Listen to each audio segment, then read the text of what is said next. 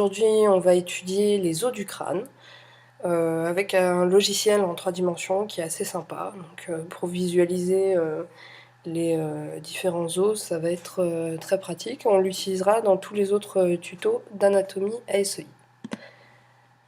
Donc, pour commencer, le crâne est constitué des os pariétaux, qu'on peut voir ici. Alors là, on a les os. Bon, je gère pas encore super bien le logiciel, mais ça va. Donc là, on a 2 os pariétaux. L'os temporal ici. On va dézoomer un peu. L'os temporal. Ici, on a la grande aile de l'os sphénoïde qui apparaît. L'os occipital. L'os ethmoïde. Ici, l'os... Oh, je me suis trompée, c'est ici l'os occipital et devant l'os frontal. Désolée, de 2 heures du mat. Je me trouve des excuses et tout. Bon, voilà. Alors là, ce qu'on va faire, c'est qu'on va les étudier chacun pris individuellement. On va étudier les différentes parties de chaque os. Et après, on réunira tout ça pour faire les rapports qu'il y a entre eux. Donc on va commencer par l'os temporal, qu'on va isoler. Alors l'os temporal en vue latérale, on va faire apparaître ces différentes parties. Donc l'os temporal contient, comme vous le voyez ici, une partie qui est dite partie squameuse. Il a une autre partie appelée partie mastoïdienne. Cette partie mastoïdienne contient ce qu'on appelle le processus mastoïdien, sur lequel, vous savez, il y a certains muscles qui vont aller s'attacher, comme le muscle sternocléidomastoïdien. On a ici le foramen, qui est le foramen mastoïdien, qui va lui laisser passage à l'artère mastoïdienne, qui est une collatérale de l'artère occipitale. Ensuite là, ce qu'on va observer, c'est la partie tympanique de l'os temporal.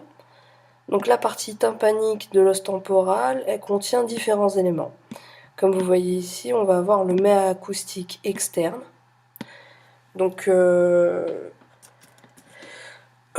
ensuite, on va avoir le processus styloïde.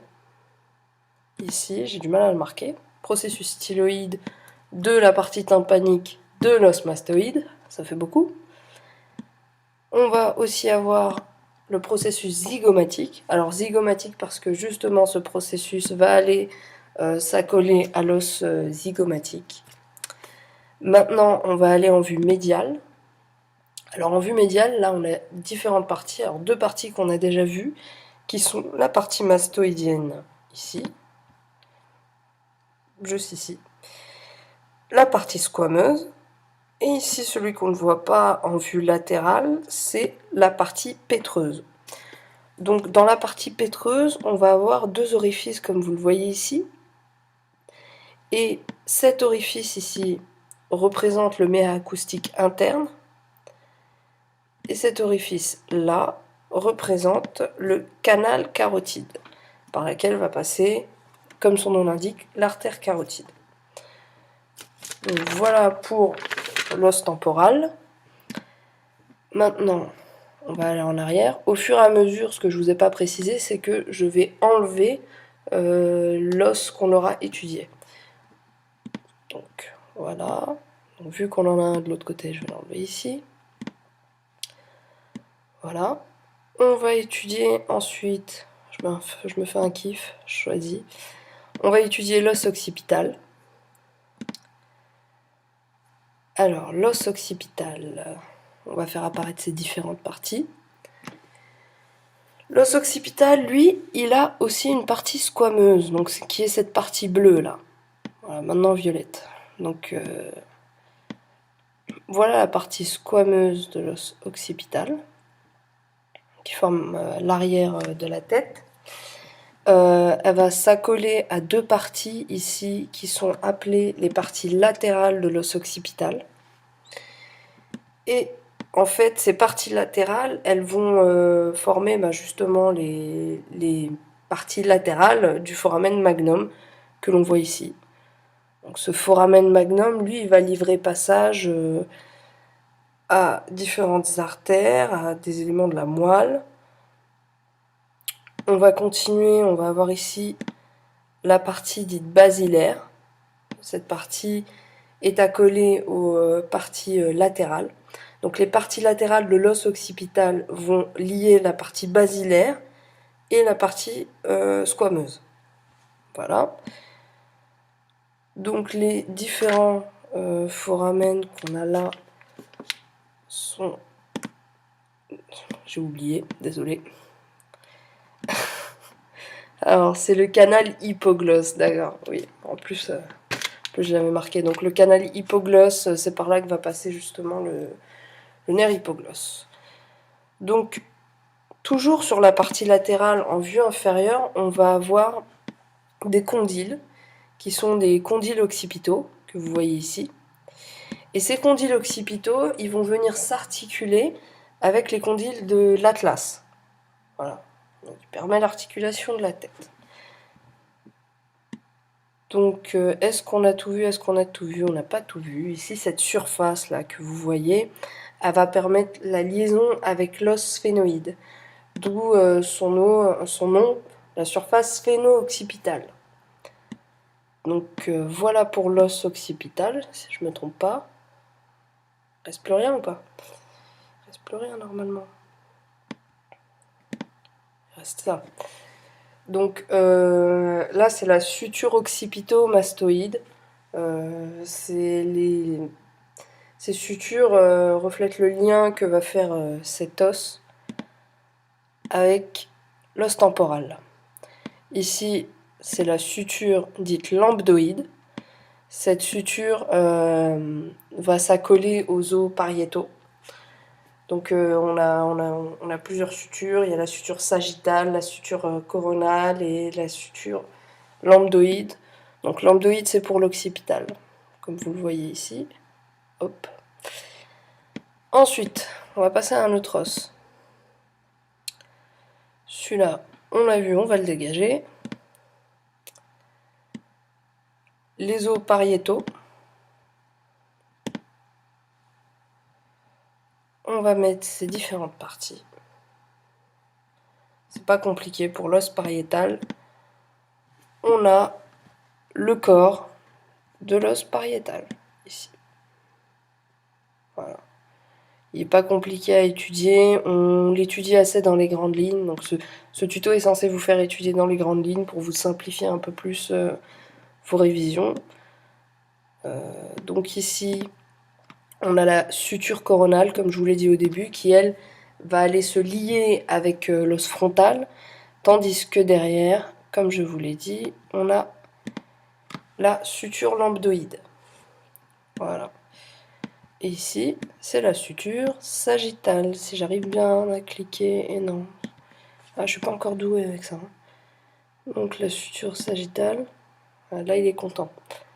Voilà. Donc ici on a la suture lambdoïde qui fait la liaison avec l'os occipital, la suture sagittale qui elle va faire la liaison avec l'os de l'autre os pariétal, et ici la suture coronale qui va aller faire le lien avec l'os frontal. Donc on a fait un peu le tour pour l'os pariétal, c'est assez rapide. Maintenant, bye bye. Pareil pour le deuxième. Ensuite là, on va étudier l'os sphénoïde. On va l'isoler. Là, on va le regarder en vue postérieure. Donc l'os sphénoïde en vue postérieure, on va faire apparaître ces différentes parties. Zoom, zoom, zoom, zoom, zoom. Donc ici, je vais cliquer. Cette partie en rose représente le corps du sphénoïde. Donc il est au centre de cet os. Voilà, comme vous pouvez le voir. Et en vue postérieure, le corps du sphénoïde présente ce que l'on appelle ici la selle turcique. La selle turcique, on va la regarder, on la voit mieux latéralement, elle va accueillir la glande pituitaire, ici. Ensuite, à côté du corps de l'os sphénoïde, on va avoir ce que l'on appelle les grandes ailes de l'os sphénoïde. Donc, c'est celle qu'on voit à côté, enfin en vue latérale du crâne. Vous voyez, ça c'est les grandes ailes de l'os phénoïde. Je vous fais voir un peu dans tous les sens à quoi ça peut ressembler. Voilà, donc les grandes ailes du sphénoïde sont accolées au corps de l'os phénoïde. Cette partie de l'os phénoïde qui sont les grandes ailes vont présenter différents foramens. Donc on va avoir le foramen rond. On va commencer dans l'ordre. On va commencer par le foramen épineux ici.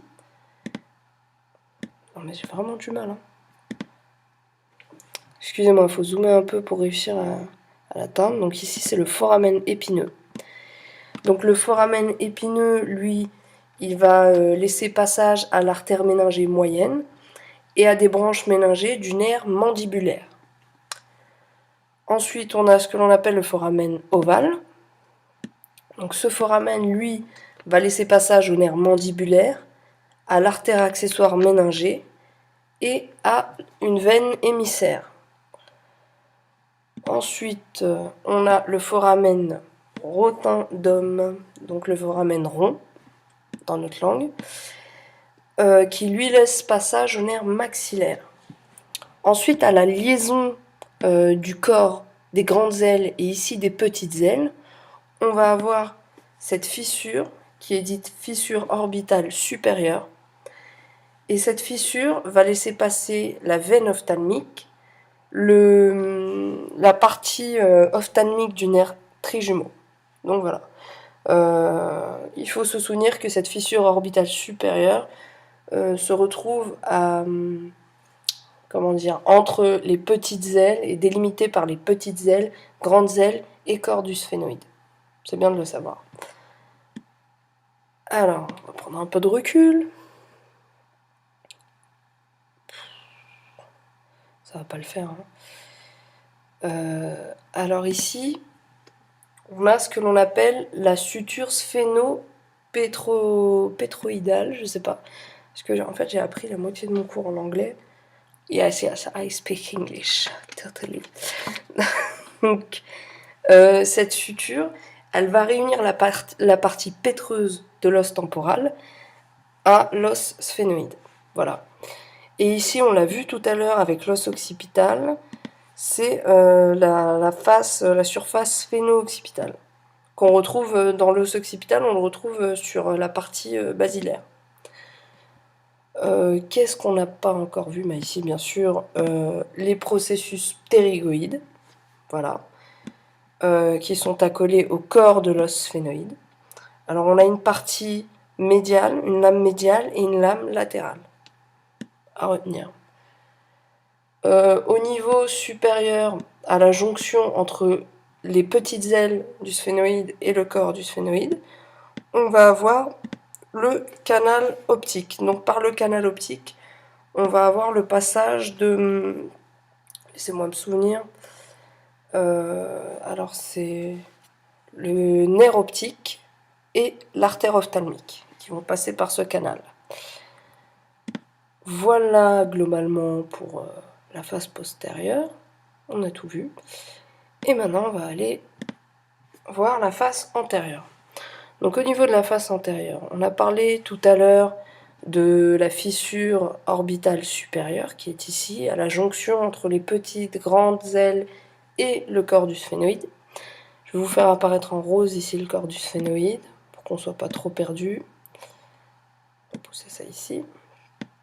Donc le corps du sphénoïde, je vous le rappelle, est comme ça en face postérieure. Voilà. Donc ici, on va avoir différentes choses. En vue antérieure, on va avoir ce que l'on appelle la suture sphénofrontale. Donc la suture sphénofrontale, elle est ici. Oh là là. Voilà. Elle se trouve en avant des petites ailes du sphénoïde. Donc cette suture va relier l'os frontal à l'os sphénoïde. On va avoir ensuite la suture sphénozygomatique qui se trouve juste ici, qui, comme son nom l'indique, va relier l'os phénoïde à l'os zygomatique. Et cette suture se trouve sur les grandes ailes du sphénoïde cette fois-ci. Ensuite, on a la suture, enfin la surface sphéno-ethmoïdale. Donc elle est juste ici. Non, non. Il n'a pas compris ce que je voulais. Le tout petit truc ici, là, mec. Voilà. Donc ici, c'est la structure, la surface sphéno-ethmoïdale. Voilà. Juste en dessous, c'est la crête sphénoïde. Cette crête, elle va s'articuler aussi avec l'ethmoïde. Et encore en dessous, on va avoir le rostrum. Alors, le rostrum sphénoïdal, lui, s'articule avec un autre os, qui n'est pas l'ethmoïde, mais qui est le vomer. Ensuite, on a vu tout à l'heure ce qu'on appelle les processus ptérygoïdes. Donc ces processus ptérygoïdes présentent ici des sutures, et ces sutures sont dites sutures sphénopalatines, car elles vont aller faire le lien avec les os palatins. Voilà, donc pour l'os sphénoïde, si vous avez bien compris, il fait le lien, je crois, avec 7 os au minimum. Il faudra me dire si je me trompe. Alors, il fait un lien avec l'occipital, l'ethmoïde, le vomer, le frontal, le temporal, le palatin, et je suis sûre qu'il y a un autre os, mais j'ai oublié, la vérité. Le palatin, et je l'ai dit, l'occipital. Je l'ai dit. J'ai un bug, la vérité, j'ai un bug. Ça doit être les pariétaux, non? Je sais plus. En tout cas, je le rajouterai dans la vidéo après. Voilà. Donc, on repart en arrière. On va enlever l'os sphénoïde. On va passer à l'os frontal, qu'on va isoler. Donc, l'os frontal, quelles sont ses parties? Alors, l'os frontal, il présente aussi une partie squameuse. Voilà. Et sur cette partie squameuse, vous pouvez voir ici qu'on pourra retrouver le sinus. Alors, je l'avais marqué ici. Voilà, la partie antérieure contient le sinus frontal. Voilà. Donc, en ce qui concerne la suture, si vous vous souvenez bien, c'est la suture coronale ici. Non mais ça va pas ce logiciel, il faut zoomer à fond pour avoir quelque chose. Voilà, la suture coronale. Ici, on va avoir le plateau orbitaire. Là, c'est la suture fronto-zygomatique, qui fait justement le lien avec l'os zygomatique. Ici, ça va s'accoler à l'os nasal, c'est le processus nasal de l'os frontal. Ici, encore une fois, on a déjà vu la suture zygomatique. Ici, on a la suture sphénofrontale, j'arrête pas de dire ici. Donc, c'est la liaison, vous avez vu tout à l'heure sur les ailes du sphénoïde, sur les petites ailes, on pouvait voir en avant, en face antérieure, la suture sphénofrontale de l'os sphénoïde qu'on retrouve ici. Logique. Alors ici, c'est ce qu'on appelle la suture frontonasale. À chaque fois que vous entendez suture et avec les deux noms d'os, c'est que vous savez que tout simplement il va y avoir un lien entre les deux. Ici, c'est le plateau orbitaire, comme tout à l'heure. Bon, écoutez, on a fait le tour, enfin, sauf ici. La suture fronto-ethmoïdale. Donc, en gros, l'os frontal va aller faire un lien avec l'ethmoïde, l'os nasal, l'os zygomatique ici, et sphénoïde, je crois que je l'ai déjà dit. Voilà. Et là, avec la suture coronale, il va faire le lien avec les os pariétaux. Voilà. Donc, c'est fini pour le crâne. Nous allons ensuite faire un cours sur les os de la face. puis ensuite les muscles, puis ensuite la vascularisation, les veines, les nerfs, et un jour on finira. Voilà. Bonne journée à tous.